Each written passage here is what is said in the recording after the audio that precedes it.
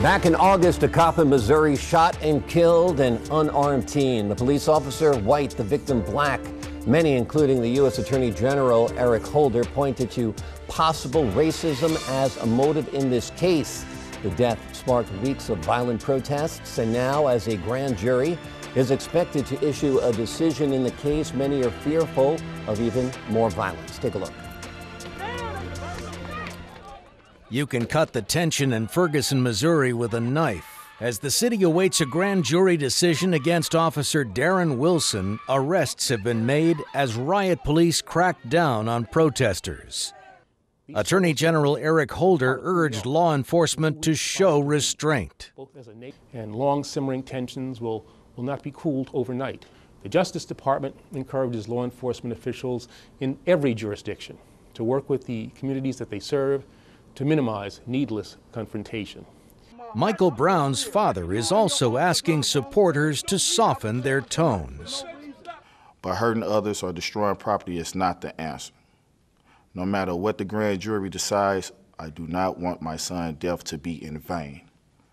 I want it to lead to incredible change, positive change, change that makes the St. Louis region better for everyone. The St. Louis County Grand Jury is weighing criminal charges against the officer Darren Wilson in the August 9th shooting of 18-year-old Michael Brown. Missouri Governor Jay Nixon has already declared a state of emergency and called in 400 National Guard troops to back up local police. Back live on set now here at Fresh Outlook with the Ebru think tank. I am joined by police expert Joseph Blaettler, John Paitakes, a criminal justice professor at Seton Hall University, and Jackie Guzda from Western Connecticut University. Jackie, I'm going to begin with you. I almost see this as an OJ divide. White people clearly saw that OJ was guilty in their minds, and black people seem to think that OJ was not guilty, at least in their minds. The same thing's true with this Ferguson case for many whites and many blacks.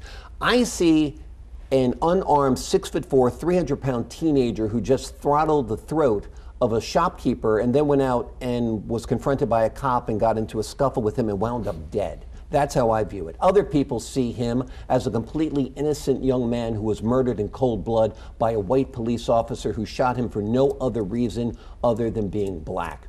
Why are we so polarized? Is the media fueling this? See, you just hit it. The big question is why? Why do you have this dichotomy of seeing him as a thug or seeing him as an innocent victim?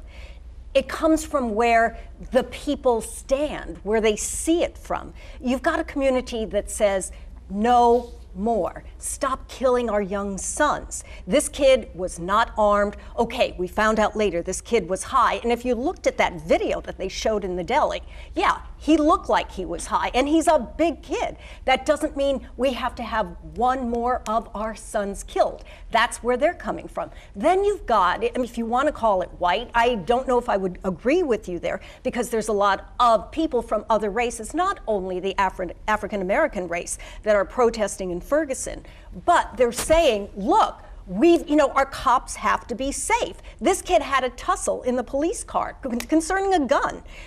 Our neighborhood has to be safe.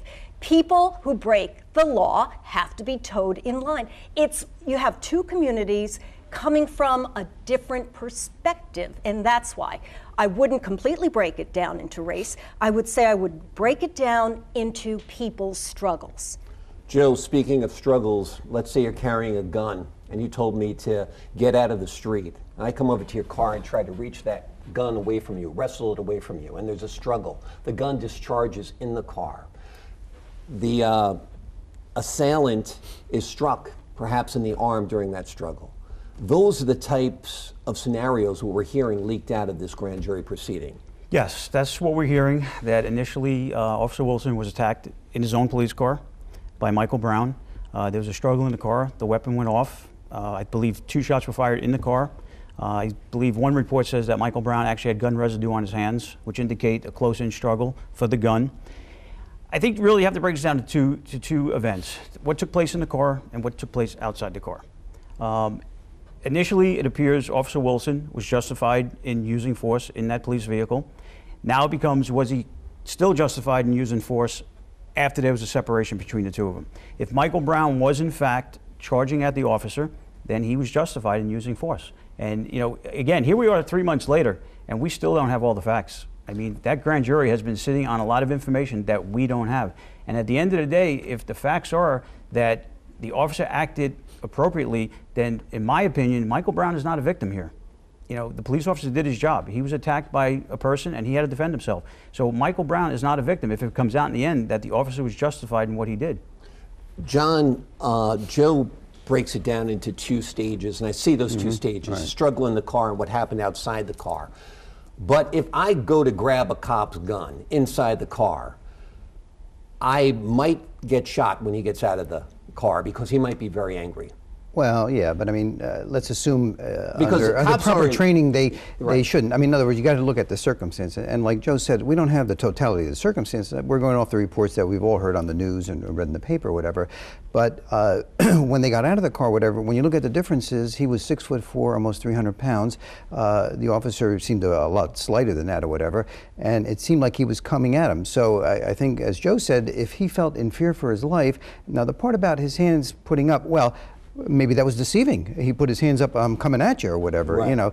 So I also tend to think there's other videos that probably the grand jury saw, okay? In other words, we didn't get all the facts that the grand jury has, and you only saw certain videos of people who took them and, you know, donated them or gave them in.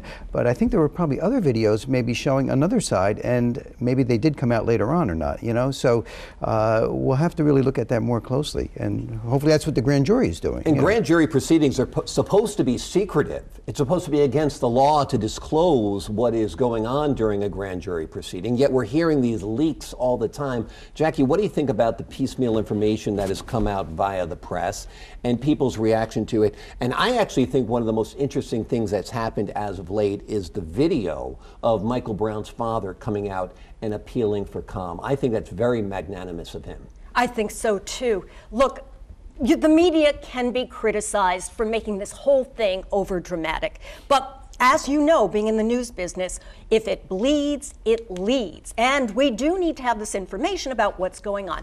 However, look what's really happening. It's not total chaos there. It's not a total war. Michael Brown's father, what a magnanimous thing that he's doing. Look at what Al Sharpton is saying. He's saying peace, peace. You know, if we get justice, great, but we need peace. His mother is coming out and saying that. That whole community has been reacting, I think, rather well, because what they really want is to be heard. They want to be heard. They want to have the community know that they have been suffering, that their young men have been dying, that it's not an equal playing field, that when the National Guard come out with tanks in your neighborhood, no, you are not listening to us. We are not here to wage war on you. We just want justice. Joe, I don't know if you were following this case, but it just happened in Brooklyn. A unarmed black teenager was in the hallway of a housing project. John's shaking his head. He's listened to it, so but I'll give you the specs on the case. He was patrolling it, a dark stairwell where there's been a lot of crime recently. He had his gun and his flashlight out as he walked through the hallway. And apparently, according to the police commissioner of New York City, he accidentally discharged his gun and killed an innocent young man, a father. These are the kind of things that get under the skin of the minority community because kids in Greenwich aren't faced with stuff like this. What are your thoughts? I agree with you, and this is like part of the problem with Ferguson, because in the end, if it turns out that Officer Wilson acted accordingly and appropriately, then these protests, what were they all about? And I said this earlier in another segment, that it's taken away from the credibility of the real issue when there really are incidents of police excessive force or misconduct. And here, again, I personally believe most of the people in Ferguson are protesting and acting appropriately, but you have outside agitators that are coming in that are causing all the problems. They don't know who Michael Brown is. They know nothing about the situation. They're just going there to cause problems. Well, some people want anarchy because they want to stir it up. They want the bottom to become the top. John, you were shaking your head a lot when I talked about this Brooklyn case. Give me your thoughts. Well, yeah, I mean, and again, we don't know all the circumstances. It sounds very similar. There was another case in New York City, same kind of thing, where a couple officers went into a housing complex. The report was there's somebody in there with a gun. The officer goes out, he starts walking up the stairs, dimly lit or whatever. He sees a silhouette of somebody coming around the corner pointing something. It turns out it's a 12-year-old kid with a water gun, but with the shadow makes it look like 6 foot something. He pulls the trigger, okay? Well, you know, they had all kinds of demonstrations and riotings. Who was wrong? Well, the officer ultimately was exonerated, but look at the circumstances. You know, now with this other incident, they said there's no gun, but we still don't know all the circumstances. In other words, it was dimly lit, he's coming around the corner. Was there information that there was some kind of crime going on in there? Did it really go off accidentally, or did he panic? We don't know that as of yet, but as I was speaking with Joe ahead of time, that you have a split second to make that decision. And, it's tough. They're life and death decisions. Yeah, these people aren't paid an awful lot. They're trained very, very well, but you can't forget that they're human beings. It's so hard to divide the human being from the cop. They are trained to do it. Joe, I'm going to get your thought. Jackie, your final thoughts, 10 seconds. Okay, we've heard about this story this morning, right? About the Brooklyn shooting. What we didn't hear is that our newly elected mayor spent a night in the housing projects, that he has been working with the community to take down the scaffoldings, to put up more lighting, to make it safer, that crime has increased 30% more above the crime rates in New York City. We don't hear about how the government is trying to work with the people of the community. We definitely have a very sympathetic mayor in Mayor de Blasio. Joe, final thoughts? I was just going to say, going back to the training issue, and again, I don't know what happened in Brooklyn, but I do believe that training is a serious issue in policing, especially in today's environment with the budget cuts. They sacrifice the training. And a lot, you know, I can't emphasize enough in policing, you need a lot of training. And training, and I'm not talking about sitting in a classroom watching a video. I mean, you got to do interactive training with simunitions where you have actual guys shooting back at you, blanks, and you're in that situation. Because that's the only way you become good at what you do, is through training. And I personally believe, from what I see, policing lacks a lot of training. Okay. Final thought, John. I want to reflect on justice. When everybody says they want justice, well, the justice is the criminal justice system we have now. You know, can it be improved, changed, etc.? But if somebody is found not guilty or no charges, then that's through the justice system. You know, but when the people of Ferguson are saying the only way they're going to interpret justice is an indictment, and you know that's not necessarily going to happen. We will see what they say this week. It could come down either Monday or Tuesday. When we come back, our lightning round, from January temperatures in November to the death of a filmmaker, a look at the happenings that defined our week. After this.